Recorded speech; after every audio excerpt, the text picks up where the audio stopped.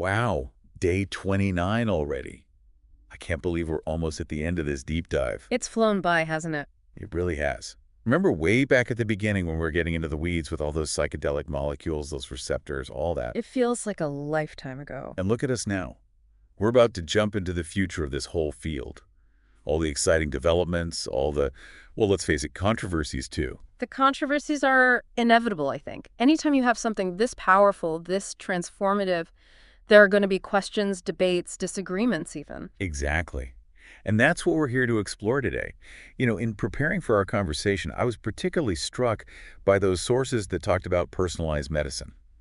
That seems like the next logical step for psychedelics, especially when you consider just how differently people respond to them. It's a natural evolution, isn't it?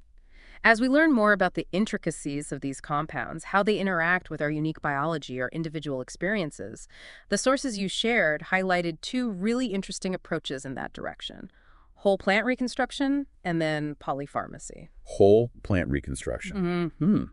That sounds like something out of a science fiction movie. Like scientists are playing molecular Lego, building a better psychedelic brick by brick. That's a pretty apt analogy. I mean, think about it.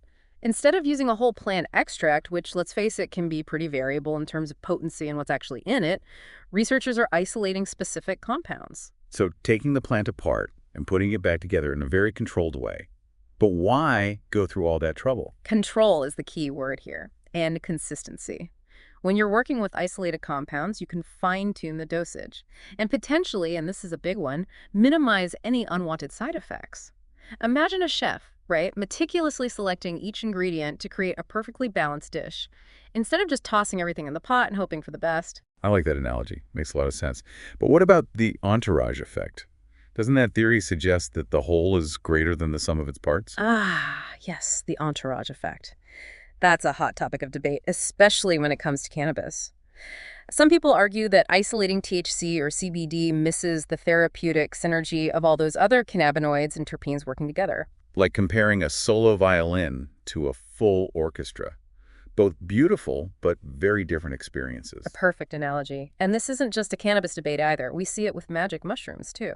Some researchers think that using just psilocybin, isolated from the rest of the mushroom, could be more effective, and definitely more predictable in a therapeutic setting. But others would say, hold on, you're losing the therapeutic richness of the whole mushroom. The magic, if you will, that synergy between all those compounds. Right, and that tension between whole plant extracts versus isolated compounds, I think that's going to be a big one in the future of psychedelic medicine, and probably cannabinoid medicine too, for that matter. It seems like there's so much we still don't understand about how these compounds actually interact with our bodies and with each other. Absolutely. And that takes us to our next big frontier, polypharmacy. Now, when I hear polypharmacy, I usually think of a medicine cabinet overflowing with pill bottles, a whole bunch of potential interactions and side effects. You're not wrong. That's kind of the classic image. But in the world of psychedelic therapy, polypharmacy has a slightly different meaning. It's more about strategically combining certain compounds to enhance the therapeutic effect of the experience. So not just throwing everything at the wall and seeing what sticks, but carefully choosing compounds that could work together synergistically. Exactly. And we see some really intriguing examples of this in the sources you provided, like combining psilocybin with something that boosts neuroplasticity, maybe lion's mane mushroom extract. The idea is that this could amplify the long-term benefits of the therapy. It's almost like giving the brain a nudge, a little extra support to rewire itself. I love that idea. But with so many variables at play, how do you even begin to standardize these therapies? Wouldn't each person's response be a wild card? That's a fantastic question, and you've hit on one of the biggest challenges facing this field. Individual responses to psychedelics, they're incredibly diverse. Genetics, personality, past experiences.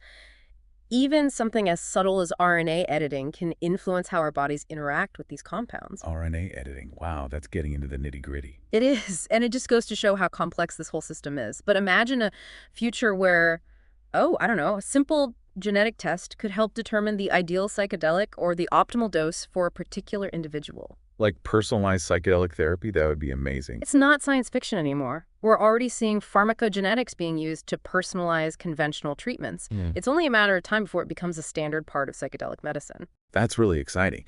But even with personalized approaches, There's still the challenge of creating standardized protocols. Protocols that are rigorous enough for scientific study and ultimately, FDA approval. Absolutely. It's a balancing act. We need solid data to prove safety and efficacy, but we also need flexibility to meet the unique needs of each person. It's a tough needle to thread. So it's not just about finding the right molecule. It's about figuring out how to use it in a therapeutic setting, a Yes. setting that really allows its full potential to shine. You've got it. And that's where the whole idea of set and setting comes into play. The person's mindset, their intentions going into the experience, the physical environment, the social support, all of these factors can drastically influence the outcome. Speaking of different experiences, you mentioned something earlier that really caught my attention. Those non-psychotropic psychedelics, the hidden gems, as you called them. I'm really curious about those. They're fascinating, aren't they? They offer that therapeutic potential of psychedelics, but without the intense altered states of consciousness, the kind of experience that some people might find challenging or even a bit frightening. So you're basically getting the benefits without the trip. That's wild. In a nutshell, yeah. And some of these non-psychotropic analogs of psilocybin or ibogaine, well, they're showing real promise in early research, especially for things like anxiety and depression, conditions where the full-blown psychedelic experience might be a bit too much for some people to handle. I can see how that could be a real game changer for folks who are hesitant about traditional psychedelics. Exactly. And it opens up a whole new avenue for exploring these compounds in a wider range of populations, people who might benefit from the therapeutic effects, but who aren't necessarily comfortable with the idea of, a full-blown psychedelic experience. This is all incredibly exciting, but I have to imagine that the regulatory landscape is having a tough time keeping up with all these advancements. You're not wrong. The FDA, for example, they're understandably cautious when it comes to approving these novel therapies. I mean, you can't ignore the history, the stigma, the misinformation that has surrounded psychedelics for decades. But it doesn't sound like they're completely shutting the door. No, definitely not. They're paying close attention to the research, giving feedback to researchers, even starting to outline potential pathways for approval. It's slow, but it's moving. So cautious optimism. I'd say so. And while the FDA is focused on psychedelics, the legal landscape surrounding cannabis, well, that's another story entirely. It's changing constantly, and it's not just about THC and CBD anymore. Right. It's like a whole new world of minor cannabinoids is opening up, each one with its own unique properties and potential benefits. Exactly. We're seeing compounds like CBG, CBN, THCV. They're all stepping into the spotlight. And early research suggests they could have a range of effects, from reducing inflammation to improving sleep, even regulating appetite. It really makes you wonder what other secrets this plant is holding. It's incredible to think we're just scratching the surface. It is. And it's not just about the plant itself either. Remember those sources about the gut microbiome? That's a whole other layer of complexity. I have to admit, that one really threw me for a loop. What do our gut bacteria have to do with psychedelic therapy? It might seem like a stretch at first, but our gut microbiome plays a crucial role in our overall health. And that includes mental health. Emerging research suggests it could actually influence how we metabolize and respond to psychedelic compounds. So someone with a different gut microbiome, they might have a completely different experience on the same dose of, say, psilocybin. That's mind-blowing. Exactly. And it goes both ways. Studies are showing that psychedelics can actually change the composition of the gut microbiome. It's like a two-way street. And these changes, well, they could have long-term effects on both gut health and mental well-being. It's almost like a whole new dimension of personalized medicine opens up. Imagine being able to optimize your gut microbiome to enhance the effects of psychedelic therapy. That's incredible. It is a fascinating possibility, and it just highlights how interconnected our bodies truly are, how everything from our genes to the bacteria in our gut can influence how we experience and respond to these powerful compounds. But of course, with all this excitement comes a lot of unknowns. We're still figuring things out piece by piece. We're at the very beginning of this journey. Understanding those complex interactions between psychedelics, the gut microbiome, and the brain, it's going to take time and a lot more research. And I think that brings us back to the importance of rigorous research, ethical considerations, responsible development of these therapies. We can't let the hype get ahead of the science. We need to proceed with caution. Couldn't agree more. We're dealing with powerful tools here. Tools that have the potential to heal, but also the potential to harm. We can't forget that. We need to proceed with both enthusiasm and wisdom as we venture into this uncharted territory. It's a future full of promise and, well, a little bit of peril, too. It's going to be an interesting ride, that's for sure. An interesting ride indeed. While we're on the topic of those early steps, I think we should talk about all these novel psychedelic compounds that are being developed. I've even heard them called designer psychedelics, which sounds pretty futuristic, right? Designer psychedelics. It does sound a bit like science fiction, like chemists are out there cooking up bespoke psychedelic experiences in a lab.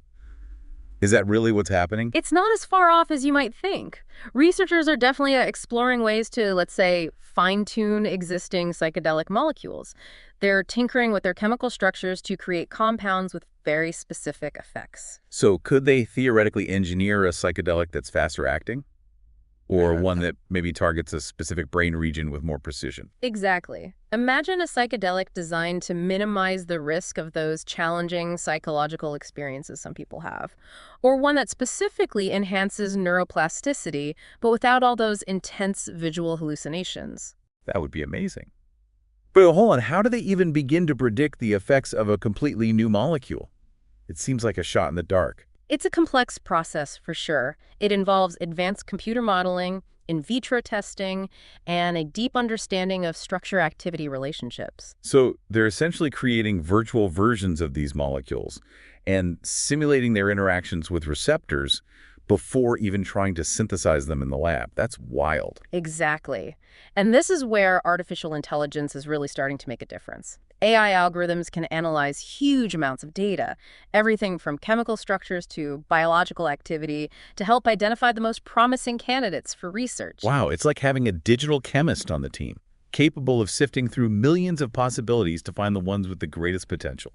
That's incredible. And as this technology keeps advancing, I think we can expect to see a real surge in new psychedelic compounds entering the research pipeline. It's exciting, but it also makes you wonder about safety. With all these new compounds emerging, how can we be sure they're both safe and effective? You're right to raise that concern. Rigorous preclinical and clinical testing is absolutely essential. Any new compound needs to go through a whole battery of studies, first in animals and then in humans. It's the only way to evaluate its safety profile, how it's processed by the body, and of course, its therapeutic potential. So it's not just a matter of playing with molecules in a lab. There's a whole process of translating those basic science discoveries into real-world applications. You've hit the nail on the head. That's the essence of translational research, and it's a critical link in the chain, connecting those promising findings in the lab to actual treatments that can benefit people. And with psychedelic medicine, where the subjective experience is such a key part of the therapy, I imagine that translational process is even more complex. Absolutely. It requires a truly collaborative approach, bringing together scientists, clinicians, regulators, and most importantly, the patients themselves.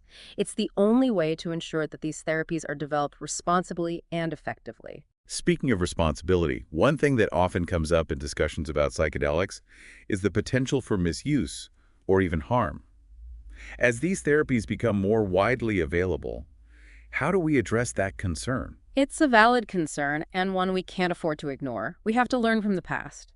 There have been times when psychedelics were used irresponsibly, and some individuals suffered negative consequences. We don't want to repeat those mistakes. So it's not just about the molecules themselves, but the context in which they're used, the intentions, the set and setting we talked about earlier. Exactly. We need to cultivate a culture of respect and understanding around these substances, acknowledging their power and potential, but also emphasizing the need for caution, careful preparation, and appropriate support. Education seems to be key here, both for the general public and for healthcare professionals who might be incorporating these therapies into their practice.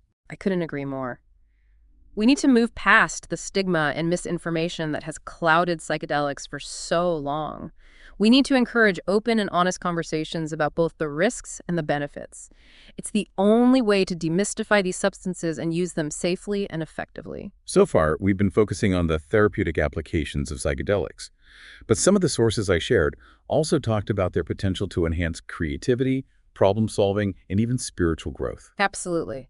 There's a growing body of research suggesting that psychedelics can have a profound impact not just on mental health, but also on cognitive function, creativity, our sense of self, and even our connection to the world around us. So it's not just about treating mental illness, but about expanding human potential.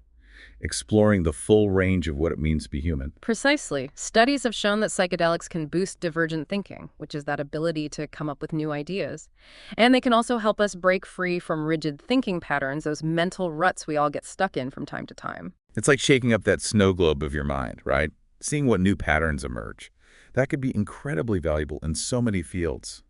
Art, science, technology, even politics. Imagine a world where leaders and innovators could tap into the creative power of psychedelics to solve complex problems, maybe even create a more just and sustainable future. It's a bold vision, but I love it.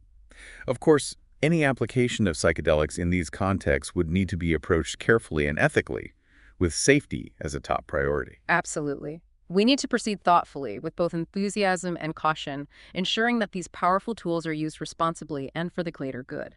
That seems to be a recurring theme in our conversation today, this balance between exploring the vast potential of psychedelics and respecting their power, recognizing the need for responsible development. It's a crucial balance, and one we'll need to maintain as we continue to explore this fascinating and complex field. It's a journey full of unknowns, but also full of potential for incredible discoveries and breakthroughs. One area where that balance seems particularly important is in the realm of spiritual exploration. Some of the sources I read talked about profound mystical experiences people have had with psychedelics, experiences that led to lasting changes in their values, beliefs, even behaviors. It's true. Psychedelics have a long and rich history of being used in spiritual and religious contexts. And now, modern research is starting to shed light on the neurological mechanisms underlying these experiences. We're finally beginning to understand how these substances can induce those altered states of consciousness that are often associated with spiritual awakening. Feelings of interconnectedness, transcendence of self, a sense of awe and wonder, those kinds of experiences. Exactly. And while we need to be careful about oversimplifying the complexities of spiritual experience, these findings suggest that psychedelics can be a valuable tool for exploring the depths of human consciousness and our relationship to the universe. It's amazing to think that these molecules, once demonized and relegated to the fringes of society, could actually hold a key to unlocking profound spiritual insights, to fostering a deeper connection to ourselves and the world around us. It's a remarkable shift in perspective. It reminds us that we need to approach this field with an open mind and a willingness to challenge those preconceived notions we have about the nature of consciousness, to be open to the possibilities of human experience. Speaking of challenging preconceived notions, I was really intrigued by the research on psychedelics and learning. Is there any evidence that these compounds can actually enhance our ability to learn and remember? Absolutely. While it's not as simple as popping a pill to get an A on your next exam, certain psychedelics, particularly those that activate the 5-HT2A receptor, have been shown to promote neuroplasticity. So they can actually enhance the brain's ability to change and adapt to form new connections and pathways. Precisely. And this has huge implications for a whole range of applications, from treating cognitive decline in aging to potentially even enhancing learning in educational settings. Imagine a world where students could use psychedelics to learn new languages or grasp complex scientific concepts more easily. That's a mind-blowing idea. It's a possibility worth exploring, though we definitely need to carefully consider the ethical implications and potential risks. Of course, we don't want to repeat the mistakes of the past when psychedelics were sometimes used in ways that weren't safe or appropriate. We need to be thoughtful and proceed with caution. Absolutely. As we venture into this new frontier, we have a responsibility to learn from history, to approach these powerful substances with both enthusiasm and wisdom. Now, this might seem like a bit of a shift, but one area that's getting more and more attention is the potential for psychedelics to enhance social bonding and empathy. It seems counterintuitive given that some people experience paranoia and isolation during difficult psychedelic experiences. It does seem paradoxical, doesn't it?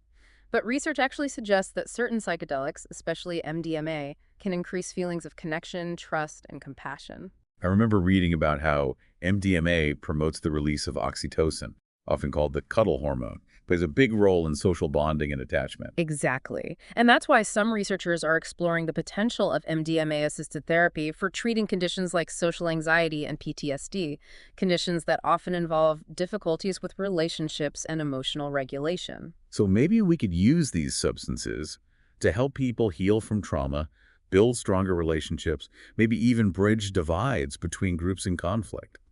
It's a powerful thought. It's a bold vision, but one that's grounded in real scientific evidence. It's exciting to think about the possibilities. We've covered so much ground today, from the intricate world of designer psychedelics to their potential applications in so many aspects of human experience. It's been quite a journey. And it's clear that we've only scratched the surface of psychedelic science. There's so much more to discover, to understand, to explore. Where do we even go from here? It's exhilarating and a bit overwhelming to think about all the possibilities and challenges that lie ahead. I think the key is to approach this field with a sense of humility, curiosity, and a deep sense of responsibility.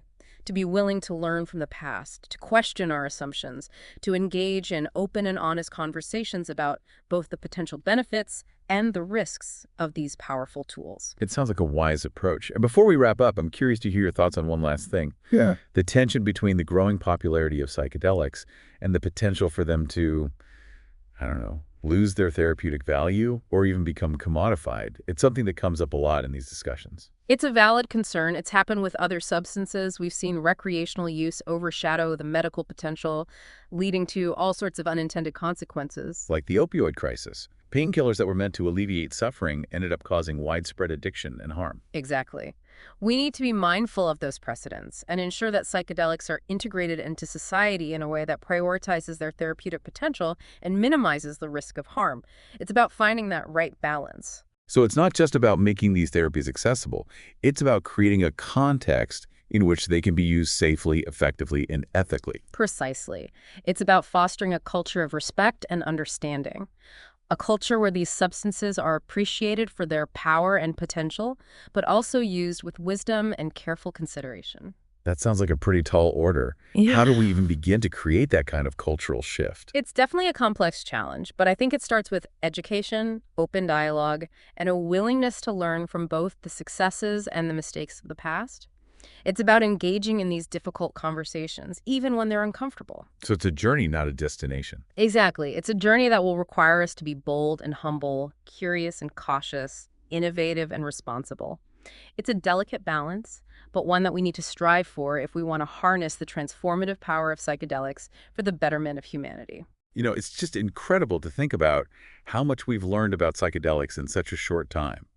From breaking down those complex molecules at the beginning, to discussing their potential, to, well, reshape how we think about medicine, creativity, even spirituality. It really has been quite a journey, hasn't it? And to think it all goes back to those basic discoveries, those first glimpses into how these molecules interact with our brains. Right. And earlier we were talking about LSD and psilocybin.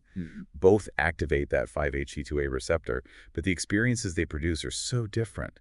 And then there's DMT, which is like, well, it's in its own category, right? Incredibly fast acting, but then it's over almost as quickly as it began. DMT is a fascinating one. Yeah. We're still trying to unravel all its secrets. Some research even suggests it might stimulate neurogenesis, the growth of new brain cells. Wow, really? That would be huge. It makes you wonder if maybe in the future we'll look back at these early psychedelic studies the same way we look at the Model T rudimentary, but revolutionary. I love that analogy. We're still figuring out the engine, the steering, the brakes of psychedelic medicine, but we can sense the power, the potential to really change how we understand the human mind. But like any powerful machine, we have to be careful how we handle it. We talked earlier about the potential for misuse, responsible development, those rigorous safety protocols. Absolutely. And those safety protocols become even more important as we move from small research studies to, large-scale production of these medicines. And one area that needs a lot of attention is mutagenic impurities, compounds that could potentially damage DNA. Right. I remember one of the sources mentioned something called the PIGA gene mutation assay. What exactly is that, and how does it relate to this? Good question. The PIGA assay is a really sensitive tool that helps scientists assess whether a substance has the potential to cause genetic mutations. They look for changes in the red blood cells of animals that have been exposed to the substance. So it's kind of like a canary in a coal mine, an early warning system to alert us to potential dangers. Exactly. And it's just one example of the many quality control measures that need to be in place to guarantee the safety and purity of these medicines, especially as production scales up to meet the growing demand. That makes a lot of sense. We wouldn't want all the excitement surrounding these new treatments to overshadow the need for caution and careful development. It's about finding that balance, right? Absolutely. It's about being proactive, not reactive when it comes to safety and risk management. And that means everyone needs to be on board.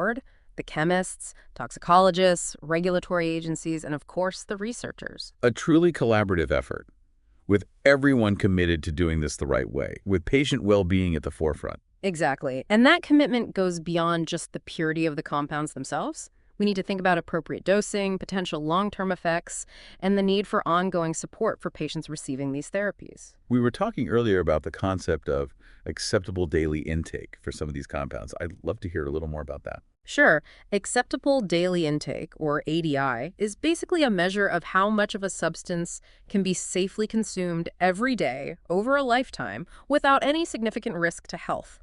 And this is particularly relevant when we think about microdosing, taking those very small amounts on a regular basis. Right, microdosing. Everyone seems to be talking about it these days. But it does seem like we need more research to understand the long-term effects and, establish some safe guidelines for people. Absolutely. We need to be cautious about extrapolating from anecdotal reports or short-term studies. We need more research to really understand how these compounds interact with our bodies over time, especially when used regularly. hmm And we also need to consider how they might interact with other medications or lifestyle factors. It does feel like the excitement surrounding psychedelics is sometimes outpacing the science. It's a delicate balance, isn't it? We need that passion, that curiosity to drive the research forward. But we also need a healthy dose of skepticism. We need to be careful not to make promises we can't keep. And it's not just about the risks to individuals either. We need to be thinking about the big picture. The societal implications of these powerful substances becoming more widely available. One source brought up the concern that psychedelics might actually lose their therapeutic value if they become too mainstream, or even worse, commodified. What are your thoughts on that? It's a legitimate concern. We've seen it happen before with other drugs, right? Recreational use taking over, overshadowing the medical potential, and then the unintended consequences start to emerge. It makes you think of the opioid crisis.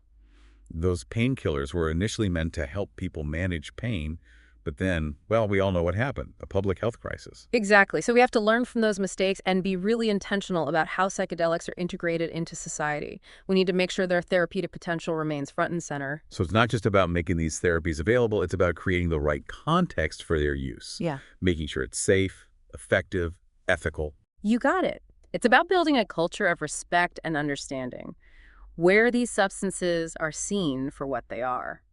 Powerful tools with immense potential, but tools that need to be used wisely and with careful consideration. It sounds like we're talking about a real shift in thinking, a fundamental change in how we view these substances and their role in human experience. Exactly. We have to move beyond the fear and the stigma that has surrounded psychedelics for so long. We need to be open to a more nuanced understanding of their potential benefits and risks. And that understanding needs to be shared, not just among scientists and doctors, but with policymakers, educators, everyone. I agree. We need open and honest conversations about these substances, their history, their potential, the challenges we face. It's a complex conversation, for sure, but an important one. If we want to really harness the transformative power of psychedelics, it's a conversation we have to have. Well said.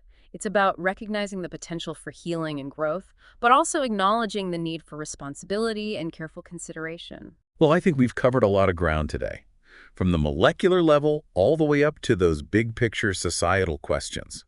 And I hope our listeners have gained some valuable insights into this exciting and sometimes challenging field. It has been a truly fascinating exploration, and thank you for having me. The pleasure was all mine. And to our listeners, we hope this deep dive has opened your eyes to the amazing world of psychedelics and cannabinoids, a world that is both ancient and cutting edge, full of promise, but also with a need for caution and careful consideration. As we move forward into this uncharted territory, let's remember to approach it with open minds, open hearts, and a commitment to wisdom, responsibility, and the well-being of everyone. Beautifully said. And until next time, may your journey be filled with curiosity, wonder, and a deep appreciation for the mysteries of the human mind and its boundless potential.